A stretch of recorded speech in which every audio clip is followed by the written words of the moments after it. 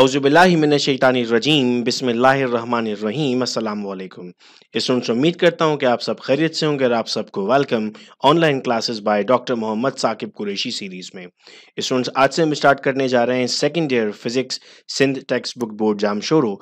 और second year physics में सबसे पहले अगर हम चैप्टर्स देखते हैं बेटे, तो हमारे पास जो चैप्टर्स मौजूद हैं उनमें heat, electrostatics, current and electricity, magnetism and electromagnetism, electrical measuring instrument, electromagnetic waves and electronics, advent of modern physics, atomic spectra, atomic nucleus और न्यूक्लियर रेडिएशन शामिल है। और लास्ट में स्टूडेंट्स हम डिस्कस करेंगे साइंटिफिक रीजंस को। इंशाल्लाह इन्हीं वीडियो लेक्चर्स में हम अपने पूरे फिजिक्स के कोर्स को कंप्लीट करेंगे। आप वो स्टूडेंट्स हैं जो रजिस्टर्ड हैं हमारे व्हाट्सएप ग्रुप में, आपको ये लिंक व्हाट्सएप पर मिल जाता है। इसी तरह आपको स्केड्यूल के मुताबिक वीडियोस मिलती रहेंगी। और अगर आप हमारे व्हाट्सएप ग्रुप का पार्ट नहीं तो आप 03332243 पर हमसे रब्ता कर सकते हैं और आप उस ग्रुप का पार्ट बन सकते हैं। स्टूडेंट्स, आज की क्लास में हम स्टार्ट करने जा रहे हैं चैप्टर नंबर 1। चैप्टर 11 है। बेसिकली फर्स्ट टाइम में आपने 10 चैप्टर्स पढ़े थे, तो ये भी चैप्टर नंबर 11 है हमारा। और इसमें हम स्टार्ट कर रहे हैं हीट से। 1 मार्क्स के लिए डेफिनेशन पूछी जाती है हमें हीट की। स्टूडेंट्स, याद रहे कि जब भी हमें कोई डेफिनेशन पूछी जाएगी हम बिल्कुल उसी अंदाज में नोट्स बना रहे हैं यहाँ पर जितना आपको पेपर में लिखना होता है अपने पास। तो आप भी अपने पास इसी तरह नोट कर रहे होंगे और आपकी कॉपीज भी मेंटेन हुई हैं फिजिक्स, केमिस्ट्री, बायोलॉजी और बाकी सब्जेक्ट्स की भी। तो हीट को हम कैसे डिफाइन करते हैं? हम कहते हैं the sum of all the microscopic energies of all molecules in a body is called as heat. Heat क्या होगी सर? सम ऑफ, यानी मिला दीजिए किसको? माइक्रोस्कोपिक एनर्जीज को। बहुत सारी एनर्जीज मौजूद होंगी मॉलिक्यूल्स में जो एक बॉडी के अंदर मौजूद है, उन सबको सम कर लिया जाए। तो सम करके जो प्रॉपर्टी हमारे सामने आती है उस प्रॉपर्टी को हम क्या नाम देंगे सर? उस प्रॉपर्टी को हम नाम देंगे हीट का। इसका यूनिट क्या होगा? जूल। आप चाहें तो सेंटेंस बनाकर भी लिख सकते हैं कि the unit of heat is joules. ठीक है, अब आते हैं बेटे टेम्परेचर पर। What is temperature? टेम्परेचर के लिए हम लफ्ज इस्तेमाल कर रहे हैं the degree of hotness and coldness in a body is called as temperature. Because हम टेम्परेचर के लिए लफ्ज इस्तेमाल करते हैं ज्यादा या कम। मिसाल के तौर पर अगर एयर कंडीशन 16 पर हम कहते हैं इसका टेम्परेचर बढ़ा दें, यानी आप 16 से कहाँ ले जाएंगे? इसे 20 या 24 पर ले जाएंगे। अगर वो 24 पर है तो आप क्या कहेंगे? इसका टेम्परेचर कम कर दें। तो आप 24 से उसको मिसाल के तौर पर 10 पर लेकर आ रहे हैं, 16 पर ला रहे हैं, व्हाट्सएवर लेकर आ रहे हैं। तो हॉटनेस और कोल्डनेस की जो डिग्री है आपके पास उसे हम क्या कहते हैं? उसे हम टेम्परेचर कहते हैं। मैं अगर आपके सामने एक बॉडी रखता हूँ और कहता हूँ बताइए ये गर्म है या ठंडी है, तो आप नहीं बता सकते जब तक आप उसे दूसरी से कंपेयर नहीं कर लेते। मिसाल के तौर पर मैंने आपके सामने 10 डिग्री सेंटीग्रेड की एक बॉडी रखी और आपसे कहा हाथ लगा के बताइए ये बॉडी ठंडी है या गर्म है। अब आप उस वक्त तक मुझे जवाब नहीं दे सकते जब तक एक और बॉडी मैं आपके सामने कंपैरिजन में ना रख दूं। तब आप बता, जैसे हम ये नहीं बता सकते कि मैं ज़हीन हूँ। हम कंपेयर करते हैं ना, मैं अकरम से ज़्यादा ज़हीन हूँ या अकरम मुझसे ज़्यादा ज़हीन है, तो कोई पैमाना बनाते हैं ना हम, उसी पैमाने को, उस डिग्री को हम नाम दे रहे हैं टेम्परेचर का। अब टेम्परेचर कितने स्केल्स में मेजर किया जाता है सर? टेम्परेचर 3 डिफरेंट स्केल्स में मेजर किया जाता है। Celsius, Fahrenheit and absolute scale, या फिर इसे हम कहते हैं केल्विन स्केल। स्टूडेंट, हमें एमसीक्यूज में और न्यूमेरिकल्स के तौर पर और आगे जो हम न्यूमेरिकल करने वाले हैं उसमें तो ज़रूर ही कन्वर्जन करनी होती है फ़ारेनहाइट की सेल्सियस में, सेल्सियस की फ़ारेनहाइट में और सेल्सियस की केल्विन में। ये रिवर्ट भी हो सकता है। अब आप कहेंगे सर साइंटिफिक कैलकुलेटर्स मौजूद हैं, साइंटिफिक कैलकुलेटर्स में हम ये डायरेक्ट भी कर सकते हैं, लेकिन चूंकि जब ये सवाल आपको सॉल्व करने के लिए आता है तो उसके मार्क्स होते हैं और आपको आंसर के साथ साथ स्टेप के मार्क्स भी मिल रहे होते हैं, तो आपके जहन में स्टेप भी क्लियर होने चाहिए। Now how to convert Fahrenheit into Celsius? तो सर हमारे पास फॉर्मूला है C is equal to 5/9 F-32। इस फॉर्मूला का इस्तेमाल करते हुए हम डिग्री सेंटीग्रेड से कहाँ जा सकते हैं? डिग्री फ़ारेनहाइट पर जा सकते हैं। 98 F कितने C के बराबर होगा? ये हमारी एग्जाम्पल नंबर 1 है। मैं उम्मीद कर रहा हूँ कि आपके पास कॉपी मौजूद है और आप साथ साथ इसे नोट भी करते जा रहे हैं। आपने लिखा C is equal to 5/9 F-32 formula था आपका। अब आपने 5 डिवाइडेड बाय 9 किया कैलकुलेटर में, तो आपके पास आंसर आया 0.55। याद रहे स्टूडेंट, कैलकुलेशन उसी वक्त आपको बेहतरीन समझ में आ सकती है जब आप उसे साथ साथ सॉल्व कर रहे होंगे। अब 98 आपने क्यों लिख दिया? क्योंकि फ़ारेनहाइट डेटा में 98 दिया हुआ था। अब आपने सॉल्व किया, 98 - 32 किया तो आपके पास आया 66। अब आपके पास आंसर क्या आ रहा है, इनको मल्टीप्लाई करने के बाद 36.3, तो 98 degree Fahrenheit is equal to 36.3 degree centigrade.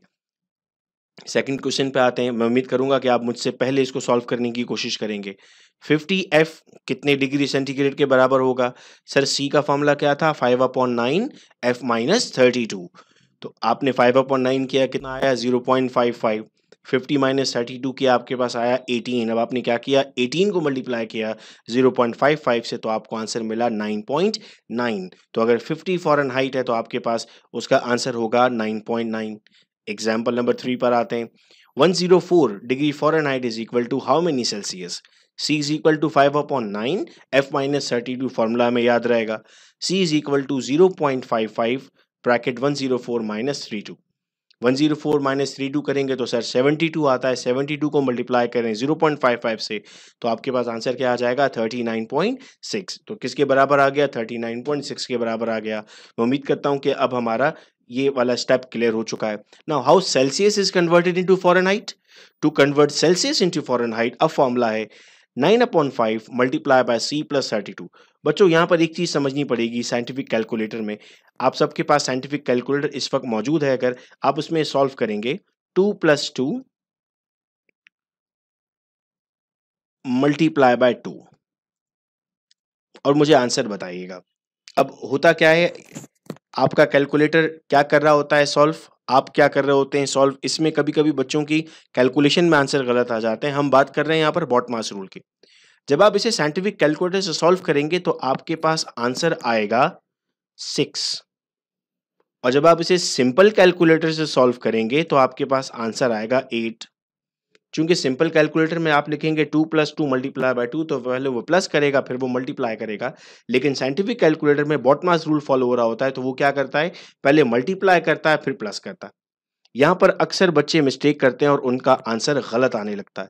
तो बेहतर क्या होता है सर? हमारे लिए बेहतर होता है कि हम एक ब्रैकेट का इस्तेमाल कर देते हैं और सिंपल कर देते हैं कि पहले ब्रैकेट को सॉल्व किया जाएगा, उसके बाद हम किसी और चीज को सॉल्व कर रहे होंगे। ये नॉर्मल रूल हम फॉलो कर रहे होते हैं।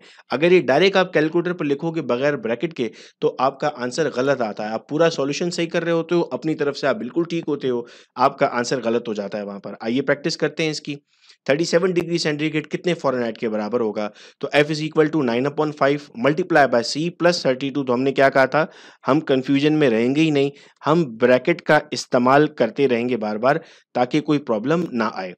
9/5 कितना होता है सर? 1.8 होता है। डिग्री सेंटीग्रेड कितना दिया हुआ है सर? 37, मैंने ब्रैकेट लगा दिया। तो पहले क्या करना होता है सर? ब्रैकेट को सॉल्व करना होता है। 1.8 को मल्टीप्लाई करें 37 से, आंसर आया 66.6। इसमें 32 प्लस कर दें तो आपके पास आंसर आता है 98.6। स्टूडेंट याद रहे, अगर आपके पास आप इसको प्लस पहले कर देंगे और बाद में मल्टीप्लाई करेंगे तो आंसर गलत आएगा आप लोगों के पास। इस बात का आपको बेहद ख्याल रखना होगा। आइए सेकंड क्वेश्चन की तरफ चलते हैं। 50 degree centigrade is equal to how many Fahrenheit? हम कहते हैं sir F is equal to 9/5 multiply by C plus 32, और हमें पता है कि हम यहाँ पर एक ब्रैकेट का इस्तेमाल कर देंगे। ब्रैकेट इसलिए इस्तेमाल कर रहे हैं ताकि हम कोई प्रॉब्लम में ना रहें। 9/5 कितना हो जाएगा सर? 1.8 हो जाएगा। ठीक है, मल्टीप्लाई किससे करना है? हमें 50 से मल्टीप्लाई करना है। ब्रैकेट लगा दिया हमने यहाँ पर, प्लस 32। तो F की वैल्यू हमारे पास कितनी आ रही है? 1.8 जब मल्टीप्लाई हुआ 50 से, तो हमारे पास आंसर आ गया 90। प्लस कर दिया हमने 32 से, तो F is equal to 90 plus 32। तो आपके पास आंसर क्या बन गया? F is equal to 122। मैं उम्मीद कर रहा हूँ कि आपको ये साथ साथ समझ में आता जा रहा है। अब हम कह रहे हैं 10 degree centigrade is equal to how many Fahrenheit? तो F बराबर है 9/5। यहाँ पर आपने फिर क्या किया सर? ब्रैकेट का इस्तेमाल हम इसलिए कर रहे हैं ताकि हम कैलकुलेशन में गलती ना कर सकें। 9/5 मल्टीप्लाई बाय C था तो 1/8 मल्टीप्लाई बाय 10 हो गया। साथ साथ आप सॉल्व भी करते जा रहे हैं इसे। प्लस 32, जब 1.8 को आपने 10 से मल्टीप्लाई किया तो कितना आया? 18 प्लस 32, तो आंसर बन गया F इज इक्वल टू 50। तो आपके पास 50 आ गया। तीसरा हमारे पास सवाल है how to convert Celsius into Kelvin? To convert Celsius into Kelvin, अब फॉर्मूला क्या है? K is equal to C plus 273। Simple formula है हमारे पास। तो स्टूडेंट हमारे पास है 37 डिग्री सेंटीग्रेड और हमें उसे केल्विन में अगर कन्वर्ट करना होगा तो हम क्या करेंगे? C प्लस 273, C की जगह हमने लिख दिया 37 और 273 प्लस किया तो आंसर आया 310। सबसे आसान कन्वर्जन यही होती है हमारे पास, तो ये हमारे पास 310 आ गया। एग्जाम्पल नंबर 2 लेते हैं। 50 डिग्री सेंटीग्रेड को अगर हमें केल्विन में कन्वर्ट करना होगा तो कैसे करेंगे sir? K is equal to C plus 273, C यानी 50 प्लस कर देंगे तो आ जाएगा 323। और लास्ट एग्जाम्पल है हमारे पास, एग्जाम्पल नंबर 3।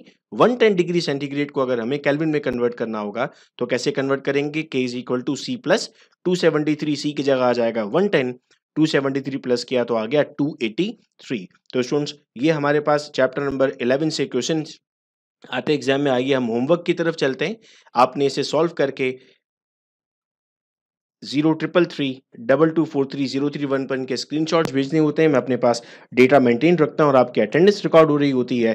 आपको कन्वर्ट करना है 40, 60 और 90 डिग्री सेंटीग्रेड को फ़ारेनहाइट और केल्विन में, और आपको कन्वर्ट करना है 100, 60 और 20 फ़ारेनहाइट को डिग्री सेंटीग्रेड में। आपका होमवर्क है। मैं उम्मीद करता हूँ कि कन्वर्जन्स आपको समझ में आई थी। इंशाल्लाह कंटिन्यूएशन के वीडियो लेक्चर्स में जो स्केड्यूल आपके पास मौजूद है, डेली बेसिस पे आपको वीडियो लेक्चर शेयर किए जाएंगे और घर बैठे बड़े आराम और सुकून के साथ आप अपनी प्रिपरेशन कर सकते हैं। बहुत शुक्रिया इस वीडियो लेक्चर को सुनने का। अपना बहुत ख्याल रखिएगा आप सब लोग। अल्लाह हाफिज़।